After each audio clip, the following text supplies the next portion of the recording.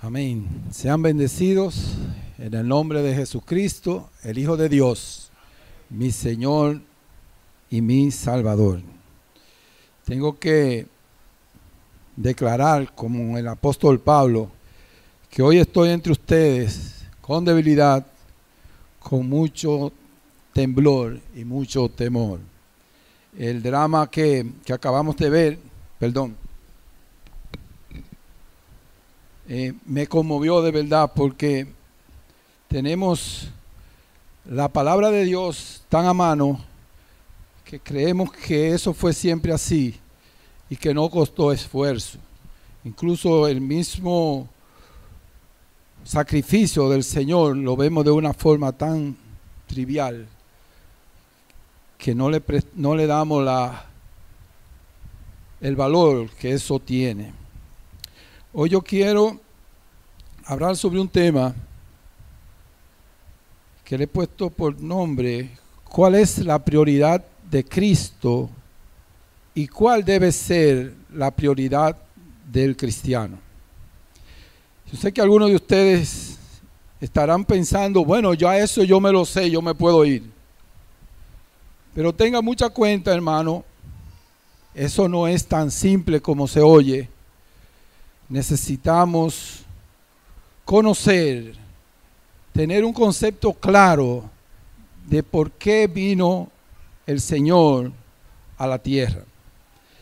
Y si ustedes no lo creen así, tomemos como ejemplo a los apóstoles. Los apóstoles creyeron en el Señor, vivieron con el Señor, vieron al Señor hacer milagros. En fin, fueron las personas en la tierra que tuvieron más comunión con Él en su ministerio. Sin embargo, ellos no tenían claro a qué el Señor había venido. Y cuando vino la dificultad, entonces todos salieron huyendo. Y dice la palabra que volvieron a lo de antes. Usted no saber para qué el Señor vino a la tierra podría generar este tipo de situación en su vida. Es por eso tan importante que nosotros nos hagamos la pregunta: ¿qué estoy yo pidiéndole al Señor cuando entro confiadamente al trono de la gracia? Hay una anécdota que se cuenta de el señor Trujillo cuando estaba en vida. Un día que él estaba en su despacho recibiendo a sus amistades, familiares, amigos y canchanchanes, y tenía un manojo de dinero aquí, a mano izquierda, y todo el que iba, pues, él le estaba resolviendo problemas materiales. Hasta que entró un compadre muy amigo de Trujillo y él se para y le dice: compadre, ¿con qué mano le saludo? Y toma un fajo de billete. ¿Con la izquierda de la corrupción o con la derecha de la amistad? El compadre muy hábil dijo: abráceme, jefe. Él lo quería los dos. Y yo me preguntaba, si yo entro al trono de Dios y Él me dice: Carlos, ¿con qué mano te saludo? ¿Con la izquierda de las añadiduras o con la derecha de la salvación? Yo le voy a confiar lo que yo contesté. Yo le dije: abráceme, papá. Porque eso es lo que yo hago. No voy a mentir. Yo pido las añadiduras. La salvación o la bendición. Y esa bendición, póngala en una comilla. Porque hay personas que ven a algunos de sus hermanos económicamente bien y le dicen: ¿cuánto te ha bendecido Dios?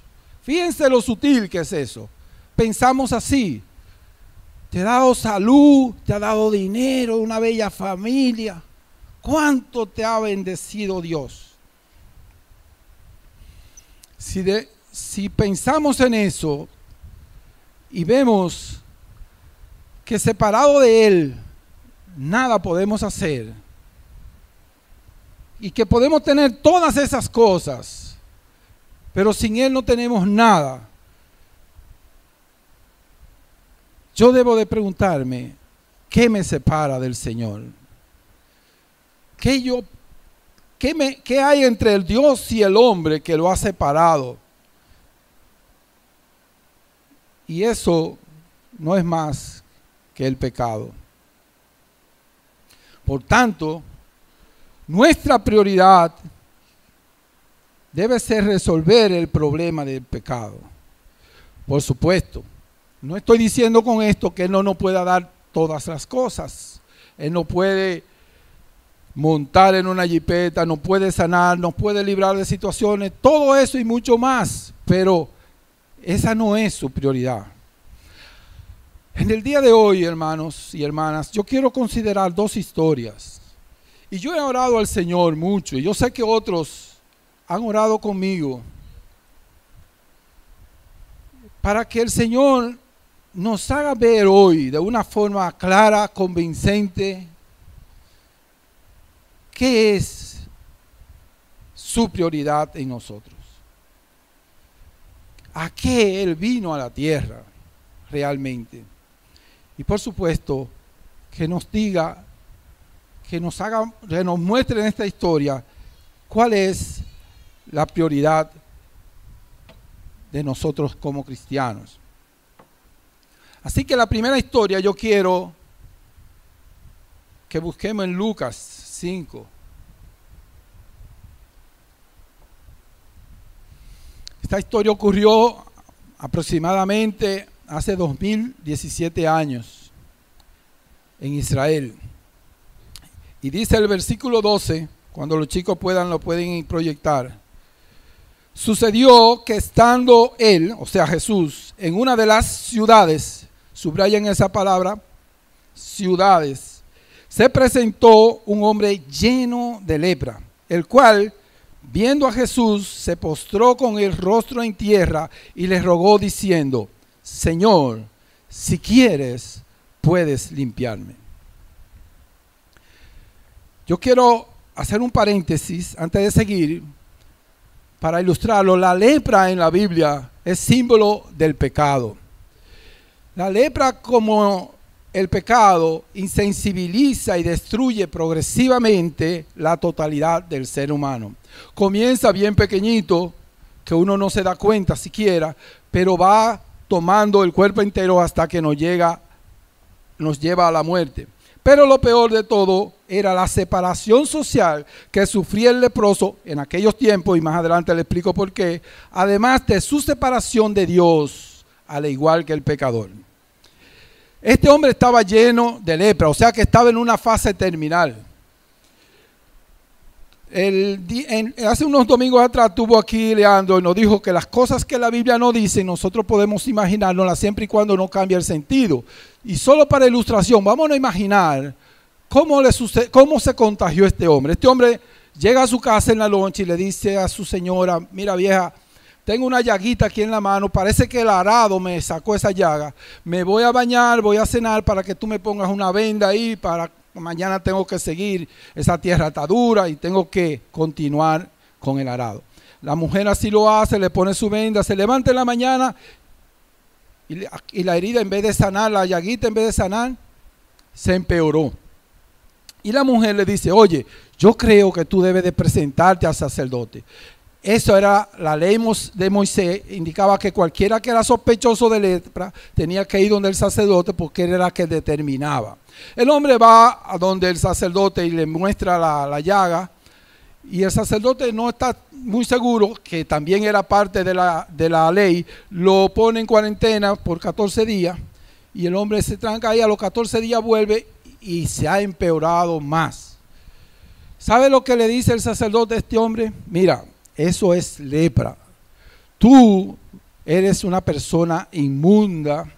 Tú no puedes vivir entre nosotros. Tú tienes que irte, apartarte, salir de la ciudad y vivir con los demás leprosos. Dice: pero déjame pasar por donde mi familia para que por lo menos me pueda despedirse. No, no, no, no, no. Es que tú no puedes tocar a nadie, ni nadie te puede tocar a ti. Tú eres una persona inmunda.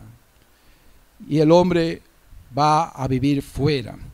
Le hago la ilustración porque es en esta situación que este hombre, ya seguramente pasado años, y la lepra ganando, dice que estaba lleno de lepra. Este hombre se arriesga y va en busca de Jesús. ¿Por qué yo digo se arriesga?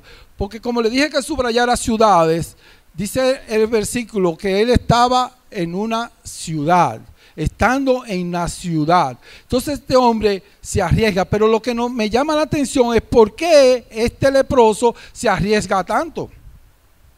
Bueno, como le dije, a mí me gusta imaginarme las cosas, pero este hombre tuvo que haber oído de las maravillas del Señor y haber creído en esas maravillas. Y como le digo que me gusta imaginarme, quién sabe si uno de los 10 leprosos, el que se devolvió, que vivía con él y fue sano, fue y le dijo, mira, me sané. Y el tipo dijo, pero ¿cómo tú te sanaste? Tú tienes que decirme. Si tú sabes qué, nosotros éramos 10, pero como teníamos miedo, Jesús iba y de lejos nos paramos y le dijimos, Jesús, Maestro, ten misericordia de nosotros. Y él de lejos nos dijo, vayan y muéstrense a los sacerdotes. Dijo la palabra, nosotros las creímos y cuando íbamos de camino fuimos sanados. Nuestro leproso, viendo la evidencia, que no era un truco porque el hombre era leproso y ya no era leproso, dijo, bueno, yo me voy a arriesgar, yo voy para allá. Y se va a la ciudad y dice la palabra, y postrándose en tierra, le dice al Señor, si quieres, puedes limpiarme. Tú lo has hecho con otros, yo lo sé. Si tú quieres, si es tu voluntad, tú puedes limpiarme. El versículo 13 nos dice, extendiendo él la mano, le tocó, diciendo, quiero ser limpio. Y al instante la lepra se fue de él. ¿Podemos imaginarnos este milagro? Le tocó. ¿Qué tiempo tendría este hombre que no lo tocaba a nadie? Años. Él tenía que ir por las calles advirtiendo su condición, inmundo, inmundo, o con una campana ya para que, como no le salía la palabra, la boca toda comida, tenía que sonar una campana para que todo el que lo oyera se apartara. Y ahorita leía, oía la canción, quiero llegar a ese lugar donde tú me puedas tocar. Wow. Nosotros llenos de lepra, de pecado, el Señor nos toca. Pero lo que me extraña que le dice, mira, le mandó que no le dijese a nadie, sino ve, le dijo, muéstrate al sacerdote y ofrece por tu purificación, según mandó Moisés, para testimonio a ellos. O sea, cumple lo que la ley dice, pero no se lo diga a nadie. Y realmente me extraña que el Señor dijera eso, y me pregunto, ¿por qué sería que Él le dijo que no se lo dijera a nadie? ¿Qué ustedes creen? Yo tengo mi creencia, la Biblia no nos lo dice. ¿Por qué? Entonces no podemos imaginar. Yo pienso que no es su prioridad. El sanar no es su prioridad. Él no quería que le buscáramos por las añadiduras, sino que buscáramos primeramente el reino de Dios. ¿Verdad que sí? Sin embargo, este hombre no se quedó callado. Marcos dice que se lo dijo a todo el mundo. Yo no me hubiera quedado callado tampoco. Su fama, dice el versículo 15, que se extendía más y más y se reunía mucha gente, oiga, ¿para qué? Para oírle y para que le sanase de sus enfermedades. Más adelante sabemos que en la Biblia dice, cuando él hizo el milagro de los panes y los peces, que también se iba la gente detrás de él para que le diera de comer. Sabemos que los apóstoles, la madre de Jacobo y de Juan fue y le dijo queremos que tú pongas a mi hijo a la izquierda y al otro a la derecha. O sea, que se acercaban a él para buscar poder político. Por muchas cosas se acercaban a Jesús, menos por la promesa de redención. Por lo menos la promesa de redención verdadera, porque ellos creían en la redención de Israel, pero la redención ya, la redención que iba a expulsar a los romanos y iba otra vez a establecer el reino de David, que era un imperio. Nosotros, ¿qué buscamos? No conteste muy rápido. Yo voy a dejar muchas preguntas que van a servirnos de tarea en la casa de Sesuna. ¿Qué busco yo cuando me acerco a Dios? Mire, y las respuestas a todas estas cosas, dice el versículo 16, era que el Señor se apartaba a lugares desiertos y oraba. Otra pregunta, ¿qué estaría orando el Señor? Eso es algo que los líderes que hacen sanidades y que a través de ellos se hacen sanidades porque ellos no hacen nada, deberían de tomar como ejemplo, apartarse y orar y dar gracias a Dios, porque Él es que hace las cosas. Pero yo pienso que Él le oraba al Padre para que nos diera a nosotros espíritu de revelación y de entendimiento, que nos quitara las vendas que todavía tenemos. Pero la historia no acaba ahí. Dice que aconteció un día que Él estaba enseñando. Él estaba enseñando y la fe viene por el oír. Recuerden siempre eso. Se reunió mucha gente en el Evangelio paralelo. Marcos cuenta, dice, ya no cabía ni aún a la puerta. Mucha gente que ya sabemos que había oído, atraído por la fama, para oírle, para ser sanado, para todas esas cosas que dijimos. Y estaban sentados los fariseos y los doctores de la ley. El Señor estaba enseñando y los doctores de la ley fueron a aprender. Los cuales, fíjense, esto es importante, habían venido de todas las aldeas de Galilea y de Judea y de Jerusalén. Muchos fariseos habían ahí, ¿verdad? Era una reunión o un retiro de pastores. Y este grupo, ¿dónde nosotros podíamos calificarlo? Los que conocían la palabra, digo yo, los que habían venido en busca de la verdad o habían venido a comprobar la profecía. No sabemos qué buscaba esta gente ahí porque la Biblia no nos lo dice y no podemos nosotros irnos en contra de ellos inmediatamente. Pero estaban oyendo. Ellos estaban en primera fila oyendo. En el versículo 18 dice que el poder del Señor estaba con él para sanar. Y sucedió que unos hombres, no dice cuánto, Marcos nos dice que vinieron a él unos que traían en un lecho a un hombre que estaba paralítico. Procuraban llevarlo adentro y ponerle delante de él. ¿Quiénes eran estos hombres? La Biblia no nos lo dice. Yo creo que eran hombres que habían sido sanados. Por la forma en que se comportaron, por la convicción que tenían. Estos hombres habían sido sanados. ¿Quién sabe si estaba el leproso o los leprosos? Si ahí estaba Bartimeo, si ahí estaba el hombre de la mano seca, si ahí estaba el hijo de la viuda de Naín. Personas que habían recibido el milagro del Señor y que habían sido restaurados en su salud. Estaban pregonando que el Señor sanaba.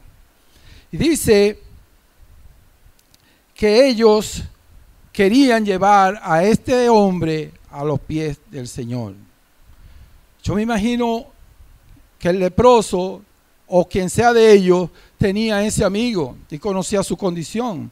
¿Usted cree que él se iba a quedar callado después de haberse sanado él y ese amigo sufriendo allá en una camilla? Ellos sabían que el Señor estaba ahí ese día. Dijeron, yo voy a buscar a mi amigo porque él me sanó a mí y yo sé que puede sanar a mi amigo. Y ellos formaron, hermanos, eso lo digo yo, el grupo de los camilleros. Esa gente comenzaron a pregonar que Dios sana. ¿Y quién era el paralítico? Un hombre desanimado, porque el Señor le dijo, ten ánimo.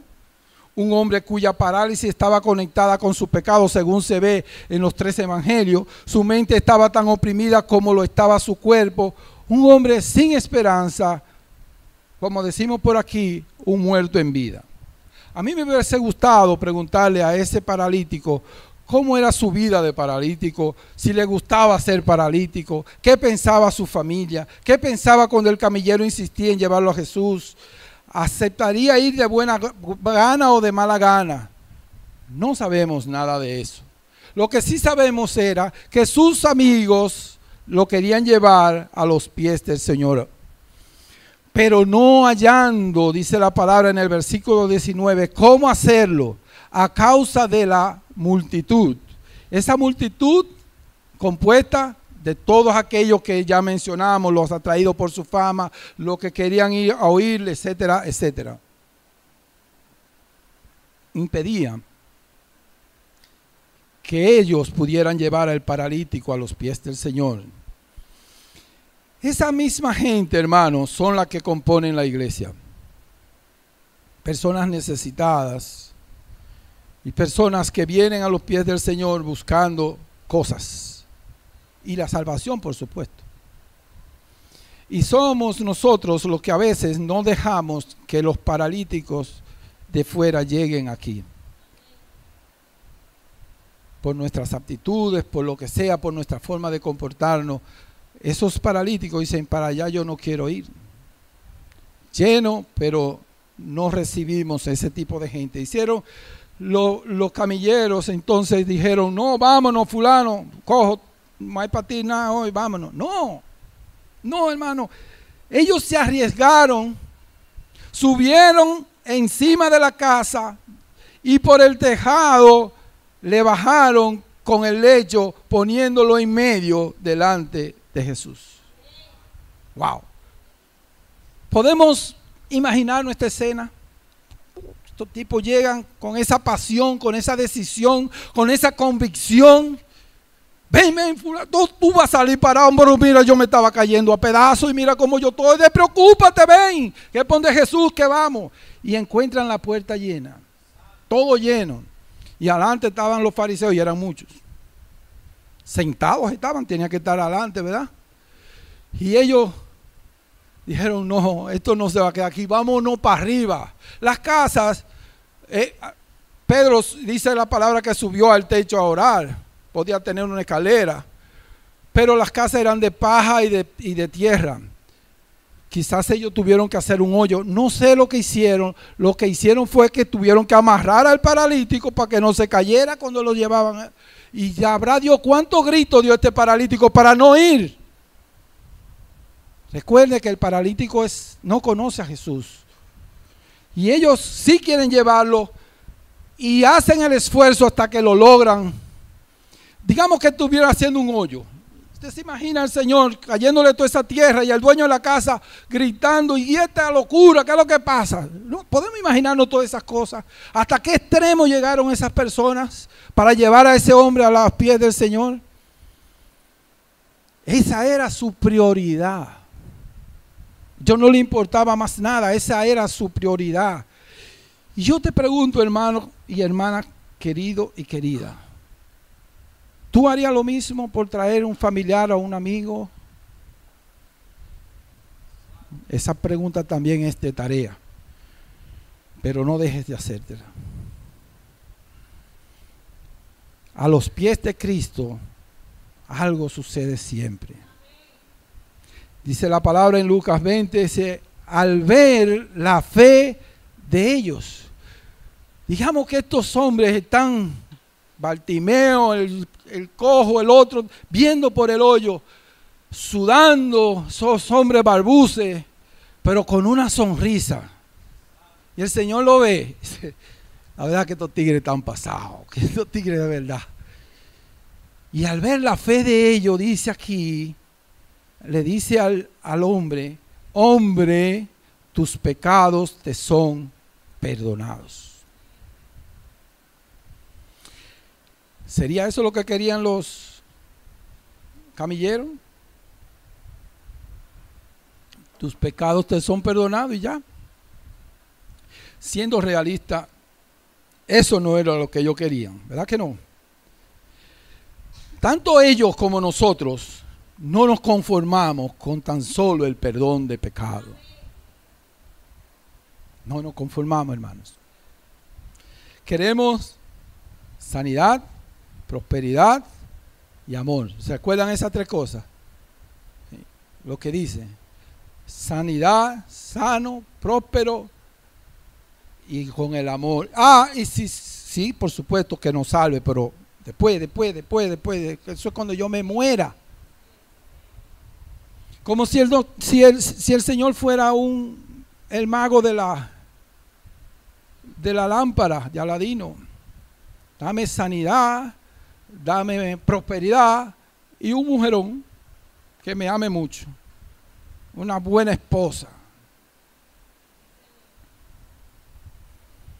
¿Y ustedes saben por qué pensamos así? En Lucas 21 no lo dice. Vamos a leerlo. Entonces los escribas y los fariseos comenzaron a cavilar diciendo, ellos hacen dos preguntas, préstele atención a estas dos preguntas. ¿Quién es este que habla blasfemia? ¿Quién es este? Quiere decir que no lo conocen. ¿Quién es esta? Es que yo no la conozco a la hermana, si yo pregunto. ¿Quién es este que habla blasfemia? En la clase de hoy de la escuela bíblica, Cruz nos decía que en la tempestad, los apóstoles ¿qué dijeron? ¿Y quién es este que hasta los vientos le obedecen? No lo conocían, hermano. No sabían, pues se preguntaban, ¿quién es este? Que habla blasfemia, o sea, palabras ofensivas contra Dios. Y la segunda pregunta es, ¿quién puede perdonar pecados sino solo Dios? Ahí está el problema de ellos y nuestro.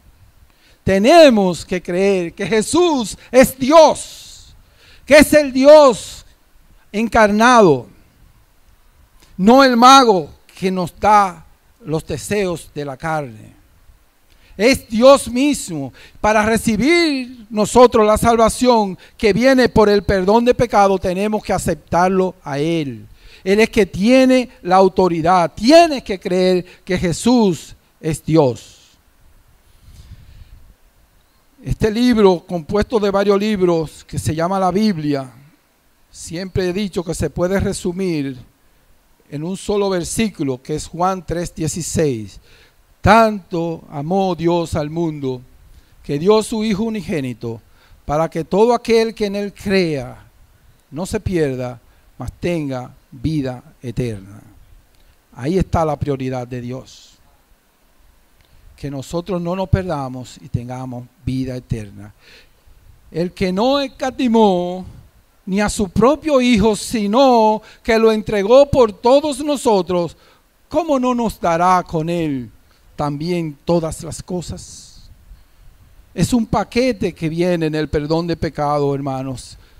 Pero tenemos que aceptar. Cuando la palabra dice, para que cree en Él, en Jesús. Y es Jesús mismo quien contesta a los fariseos.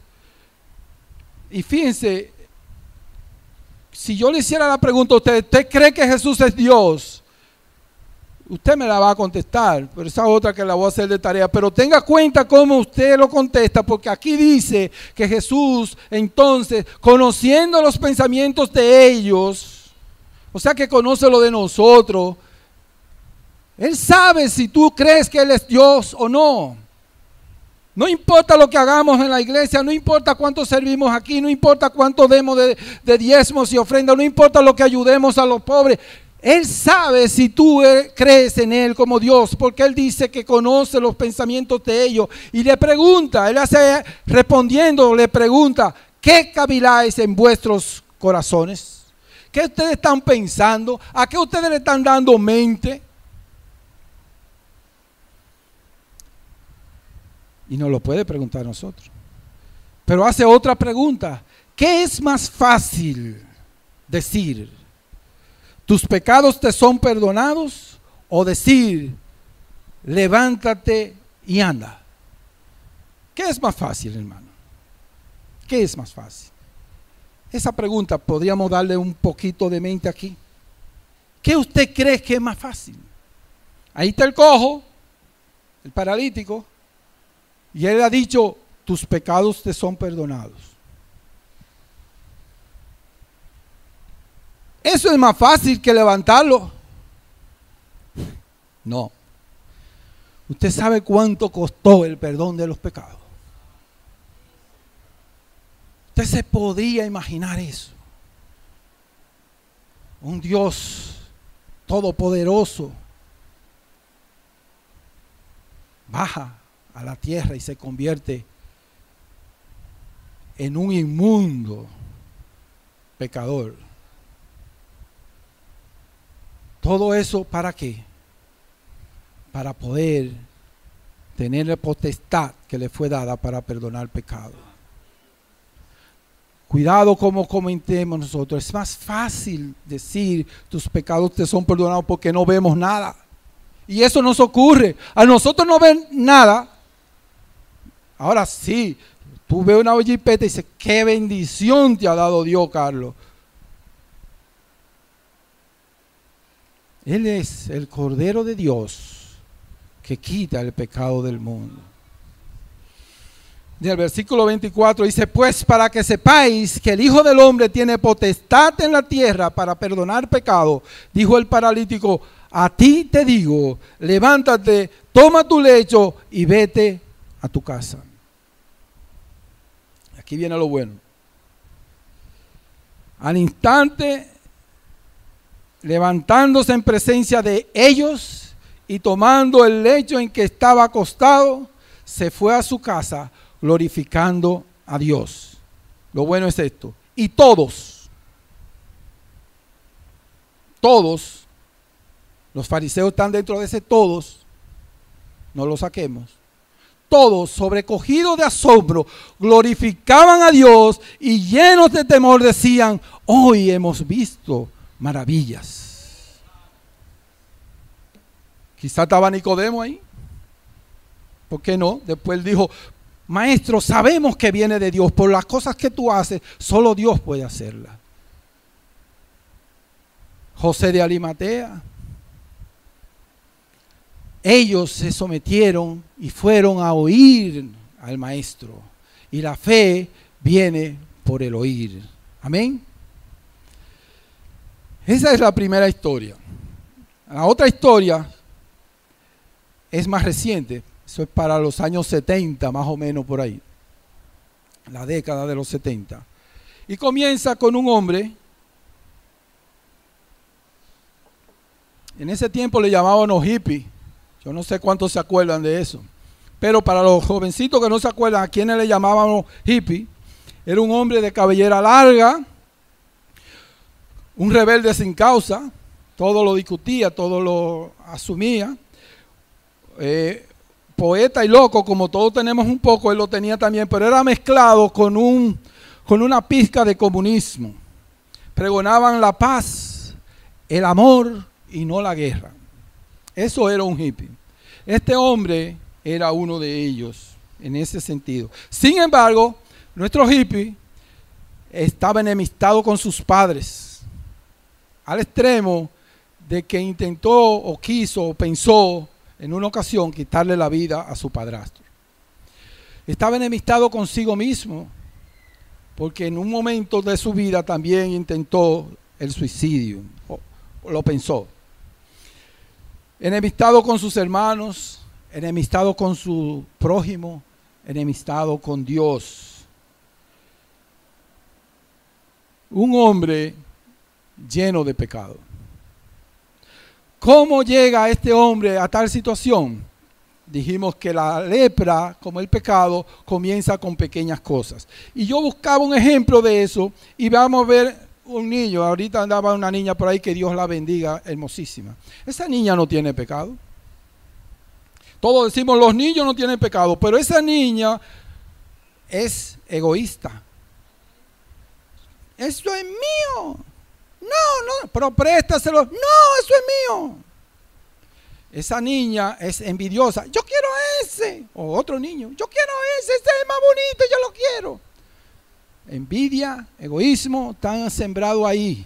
Eso comienza a crecer, a crecer, a crecer. ¿Y usted sabe cuántas cosas ha hecho el hombre por egoísmo o por envidia? ¿Cuántas guerras? ¿Cuántas muertes? Así es que este hombre fue acumulando, por causa de su terquedad y de su corazón no arrepentido, ira para sí mismo para el día de la ira, hasta llegar a tener su entendimiento entenebrecido, excluido de la vida de Dios por causa de la ignorancia que había en él, por la dureza de su corazón. Estuve citando Romanos y Efesios. Este hombre era un muerto en vida. Visitó iglesias, estuvo en algunas religiones. No le ponga apellido, que no vale la pena nada de eso. Y en ninguna encontró solución para su vida. Por las razones que fueran, le enseñaron un concepto distorsionado de Dios. A lo mejor él pensó que Dios era otro hippie, por lo de los cabellos largos, y el Señor vino a cambiar las cosas, el statu quo, etcétera, etcétera. Luego le enseñaron que era un gran profeta y que su Espíritu Santo era una fuerza. Todo menos que el Señor era el camino, la verdad y la vida. Hasta que un día alguien que estuvo en su misma situación le habló del Cristo y de la salvación. O sea, otro leproso, otro enemistado con todo eso que vimos, fue y se le acercó y le dijo, mira, yo era así y ya no soy así. Y nuestro hombre dijo, ¿y cómo te sanaste? Ven que te lo voy a mostrar. Y le muestra con hechos, no con palabras, cómo Jesús había cambiado su lamento en baile. Él lo lleva quizás a su casa y le enseña cómo es que vivía antes. Ya el hippie lo sabía, la bebedera y la cosa que hacían ahí, pero va y le muestra cómo viven ahora. Cómo él había abrazado la promesa de vida eterna. Nuestro hombre, viendo la evidencia, razona como Pedro. ¿Cómo razonó Pedro? Cuando el Señor le dijo, ustedes se pueden ir también. Sí, ¿a dónde iremos, Señor? Si solo tú tienes palabra de vida eterna. Este hombre dice, yo quiero eso también. Yo no voy a pensarlo dos veces, yo voy a buscar esa vida que tú tienes ahora. Y sin considerarlo mucho, dijo, voy para allá. Busca a Cristo y postrándose ante él le rogó diciendo, Señor, si quieres, puedes salvarme. Tú lo has hecho con otro. Y hace su oración de arrepentimiento y de fe.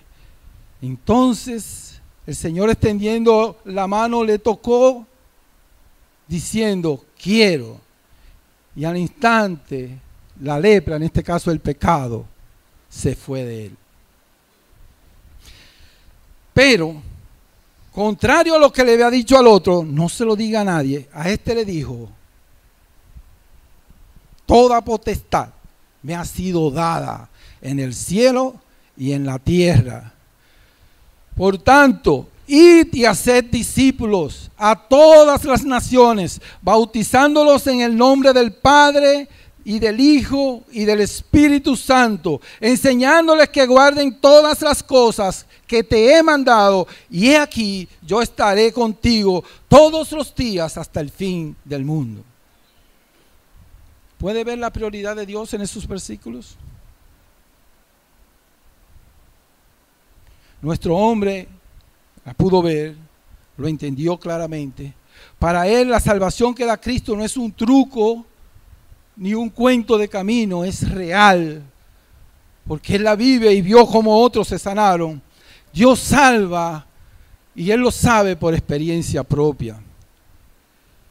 Si ustedes quisieran preguntarle al mismo, ese hombre es el pastor Lima. Él está aquí con nosotros y todo esto él lo vivió. Se junta a Persia, a Blas, a María, a Orlando, a Yara, a Bonnie, al pastor Pedro de la Rosa, a mi amadísimo pastor Alfredo de la Cruz. Y se hicieron camilleros. Comenzaron a buscar personas paralíticas por el pecado para traerlo a los pies del Señor. Entonces nace lo que es esta iglesia, con la comunidad cristiana de Santiago. Ellos han traído muchos paralíticos a los pies del Señor y aún sigue trayendo. Quizás tú seas uno de ellos. Pero antes de concluir, yo quiero hablarle de un paralítico en particular, al que trajeron en esa camilla. Por supuesto, no lo pueden ver porque ya no está ahí. Solo quedaron las cadenas con las que este paralítico estaba atado. Cada eslabón tiene un nombre. Aquí dice adulterio, fornicación, lascivia, herejía, envidia, homicidio, borracheras, idolatría, hechicería, enemistades, pleitos, contiendas, disensiones, celos, ira, orgía.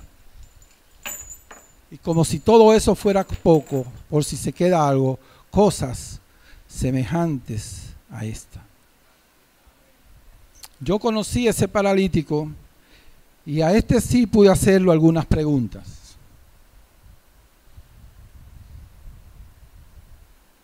Yo le pregunté cómo era su vida de paralítico. Y para sorpresa suya, él me dijo, excelente. Yo vivía una vida feliz. Buenos padres, buenos hermanos, una buena familia, buenos vecinos, buenos amigos, la economía estable. Y como si todo eso fuera poco, una buena esposa, unos buenos hijos. Hasta la suegra me salió buena. Entonces, ¿te gustaba ser paralítico? Pero claro, yo lo disfrutaba. Yo disfrutaba esa vida. ¿Y qué pensaba tu familia? Le pregunté a él. Y me dijo, mi esposa pensaba lo contrario. Nada era bueno, tenía una constante batalla con ella y con otros de mis familiares y amigos que nunca estuvieron de acuerdo conmigo y que se suponía que yo debía de amarle. Pero eso era todo, esos pleitos y esas cosas, era lo único que tenía de problema. Entonces le pregunté, ¿qué piensa del Evangelio? Dice, una locura. Simple y llanamente eso es una locura. ¿Qué piensas de Jesús? Un gran tipo.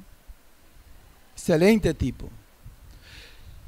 Entonces le dije yo, si tú vives tan bien, lo único que tú necesitas es divorciarte de esa mujer que no te deja vivir en paz, que no te deja hacer lo que tú quieres, y apartarte de esos amigos y esos familiares, buscarte una mujer que sí te quiera y que te deje hacer todas esas cosas, y tu vida va a ser excelente, como tú dices, si ese es el único problema. Pero veo que tú te dejaste cambiar por Jesús. ¿Qué pasó? ¿Por qué te dejaste cambiar por Jesús? Y él me dijo, porque me convertí en esclavo de eso. Fue en la borrachera y en todos esos pecados que llegué a tocar fondo. Sin voluntad propia, sin dominio propio, apartado de Dios, me convertí en un paralítico inmundo.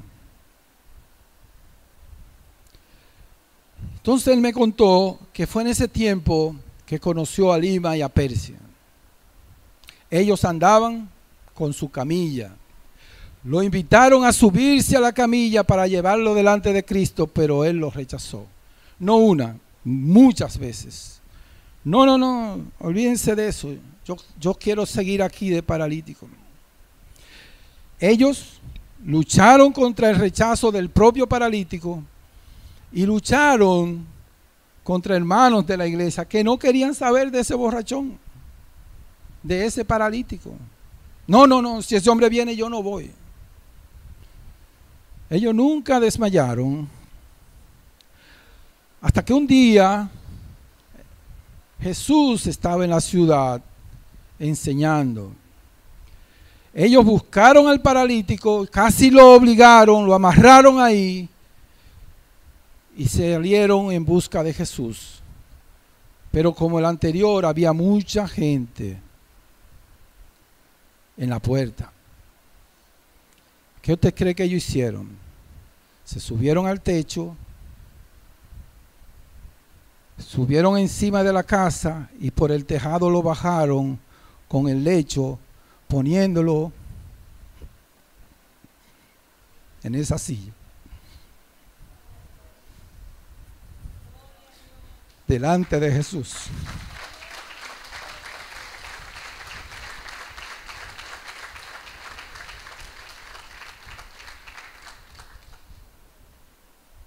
El Señor, al ver la fe de ellos,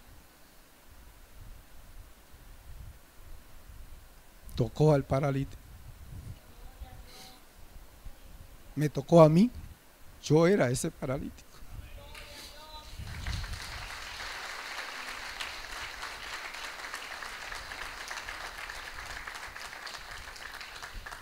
Y me dijo, ten ánimo, hijo, tus pecados te son perdonados. Levántate, toma tu lecho y vete a tu casa. En ese momento se cayeron las cadenas, hermanos.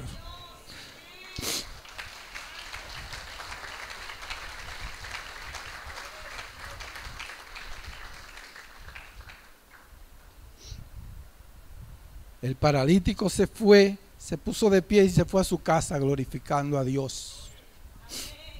Gloria al Señor. Hoy, hermano, yo estoy aquí de pie frente a ustedes como una muestra de que el mayor de los milagros que el Señor ha hecho es la salvación del ser humano. No hay otro más grande que ese. Él hizo el mundo y todo lo que hay en 6 días. Pero luego hizo algo nuevo. No había hecho más nada después de esos 6 días. Y Él hizo una nueva criatura, que somos tú y yo. Esa es su nueva creación, es su obra maestra, es su prioridad, hermano. Esa es su prioridad. Él vino a buscar y a salvar lo que se había perdido.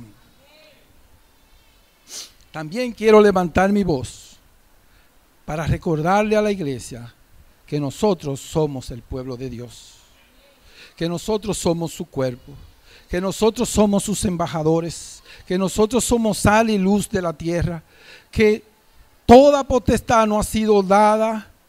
Por tanto, hermanos, vamos y hagamos discípulos. Vamos y hagamos discípulos. Esa debe ser nuestra prioridad. Ya con esto acabo. Ahora mismo la iglesia está recolectando algunas cosas para los damnificados de los 2 huracanes que pasaron por aquí. Eso está excelente, eso es una buena idea y debemos de hacerlo. Gracias a Dios que estamos estudiando el libro de Santiago en los grupos pequeños y nos dice que la fe sin obra es muerta. Y es cierto, nunca crean que yo voy a estar en contra de eso. Pero esa no es nuestra prioridad. Esa gente mañana tendrá hambre de nuevo. Esa gente mañana no tendrá que ponerse.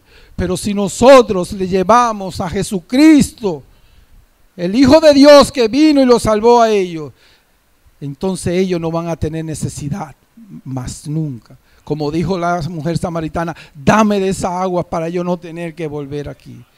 Hermanos, esa es la tarea final. Piensen en eso. Ellos tienen su corona. Somos nosotros. ¿Dónde está la corona nuestra? Usted sabe lo que yo me atrevería a lanzarle un reto, que cada grupo pequeño se convierta en una iglesia de esta comunidad, un apéndice de nosotros. Tenemos que salvar a mucha gente que nosotros amamos y estamos de brazos cruzados porque no es nuestra prioridad. Que Dios le bendiga.